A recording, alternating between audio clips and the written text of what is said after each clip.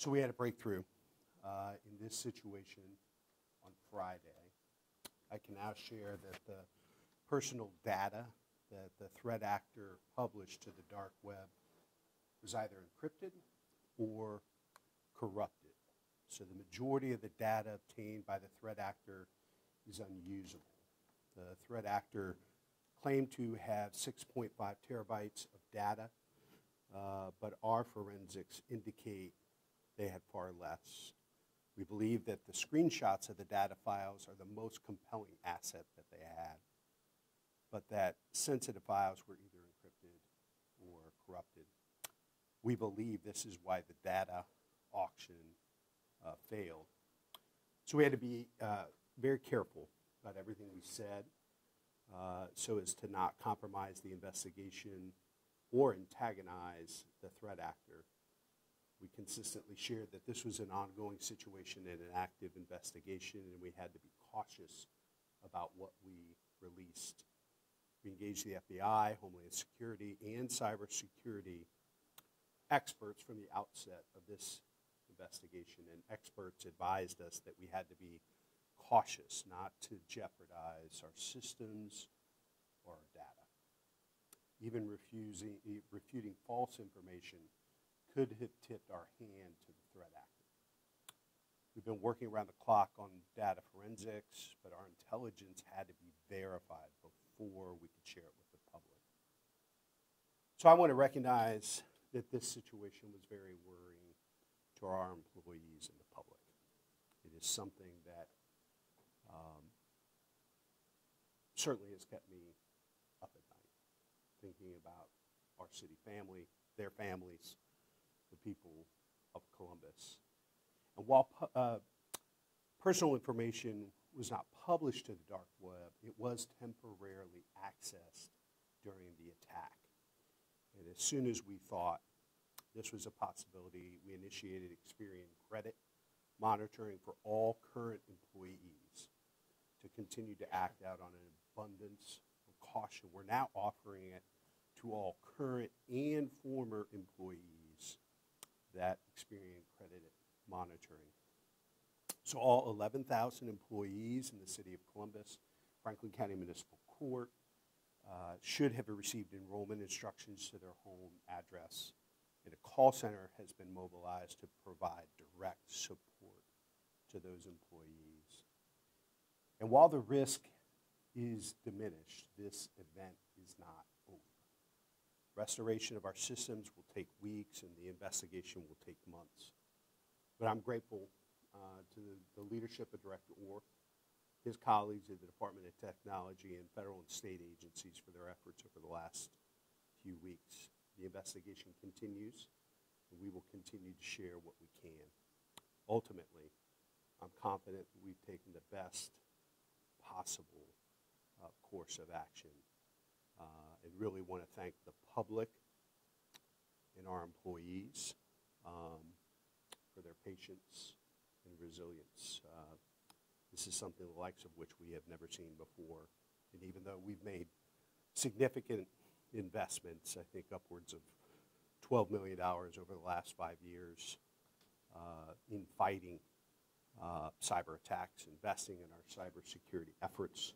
Clearly what we're seeing here and in other places around the world is we have to remain vigilant and continue to invest to do our very best to prevent this type of attack from taking place in the future.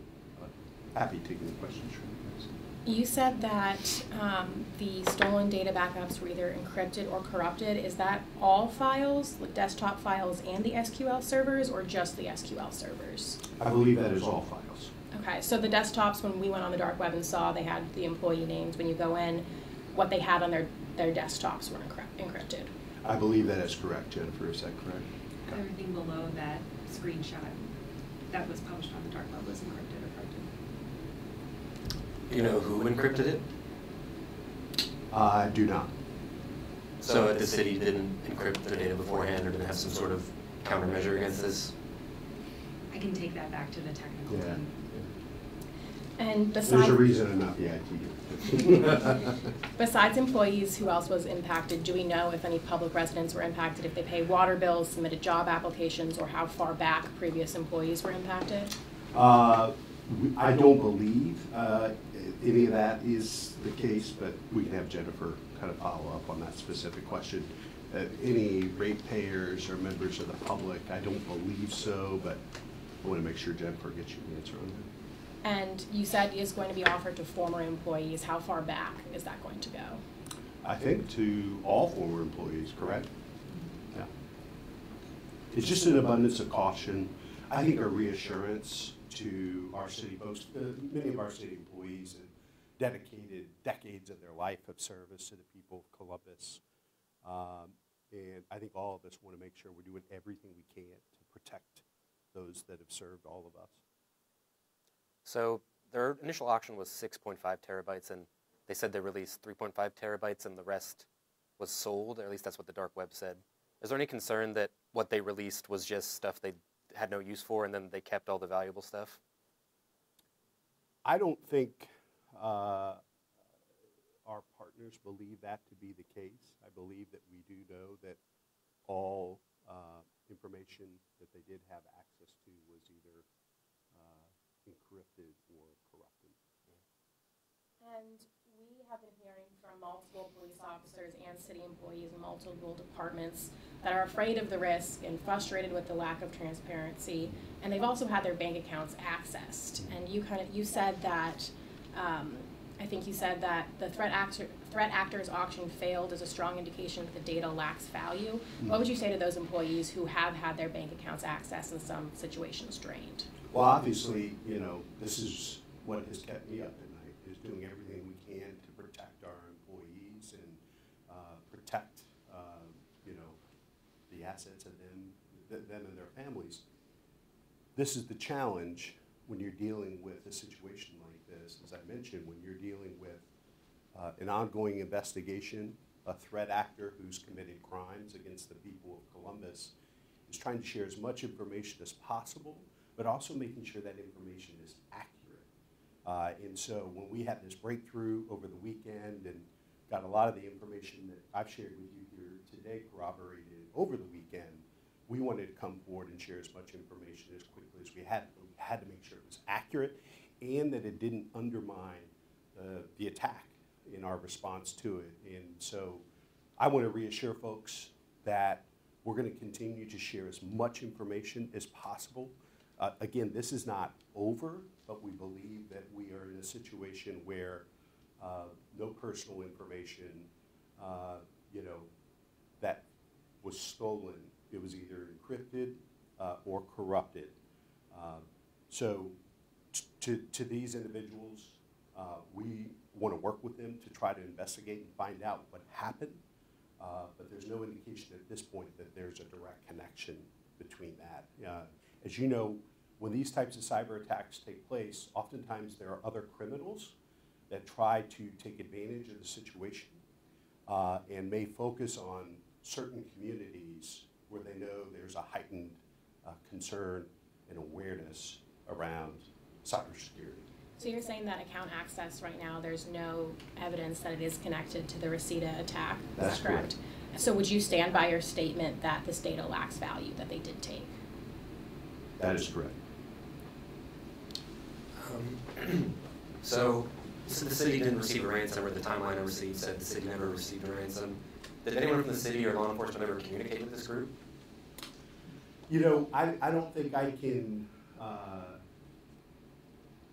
you know, comment about that at this point. You know, we want to make sure that we, you know, continue to restore systems and services at the city. And that investigation and all that information will be shared at the appropriate time. But to confirm the first part of your question, we never received a ransom from these criminals. And will the city ever have a full accounting of what exactly was taken? My guess is by the end of, once the investigation is complete, we will have that. That's our hope. And you're saying that it was confirmed that 6.5 terabytes of data was not taken, but that amount was still far smaller. I believe they posted 200,000 files. That is still a significant amount of data. Mhm. Do you have any reason to believe there is any more than that? No reason to believe that at this time. Is there anything you wish the city would have done differently during this whole thing? I'm really proud of Director Worth and the team at DOT that took such swift action. They've been working around the clock with other partners since this incident took place. Really proud for the way they have stepped up in the time of crisis. We've never seen anything quite like this as a city, and so grateful for their service. Grateful for all of our partners, the FBI, Homeland Security, others that have stepped up, and grateful for the patience of the people of Columbus. I know this has been unsettling and challenging, and some of our employees on the front lines. We now have computer-aided dispatch fully operational and working again, but there was a number of times when it almost felt like we were in a throwback to another time and era, and a lot of pen and pencil and paper at the 311 call center, but our employees continue to step up and serve the people of Columbus, and I'm grateful for what they do every day. Is there anything right now that public residents or employees can't access that is still down? I don't think public facing. I'll provide, I can provide an update on that. Yeah. And then also, so the city's now facing a class action lawsuit, but the city attorney could be a claimant. Do you know who's going to represent the city in this class action lawsuit? I don't really have any comment about the lawsuit. Generally, we don't offer those. I'm just grateful for the continued leadership and the great work of the DOT employees to help us get on the other side of this situation. Did the city have a working antivirus at the time of the attack? We can check on that for you.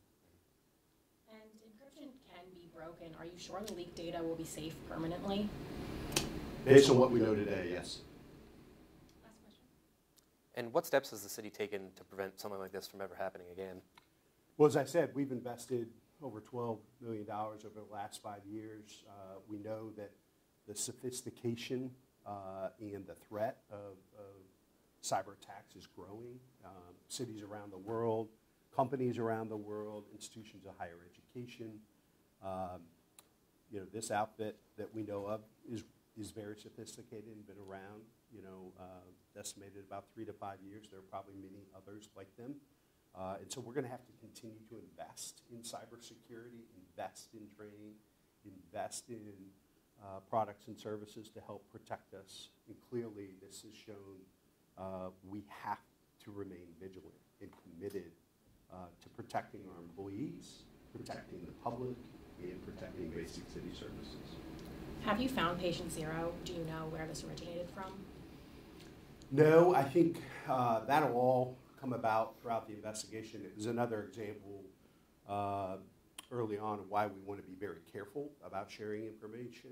Initially, we thought that it was an opening of an email, and then we determined as the investigation went on it was the downloading of a zip file. So again, just wanting to make sure we're being careful, thoughtful, and accurate, not jeopardizing the investigation, and balancing that with transparency to share information with the public at the appropriate time, and that's why I wanted to talk to you all today. So it is still downloading that zip file. That's what we believe right now. That is correct. Have you found the device where that happened? I don't know if I know that yet. Thank you. Okay, Appreciate you. thank you very much. Thank you.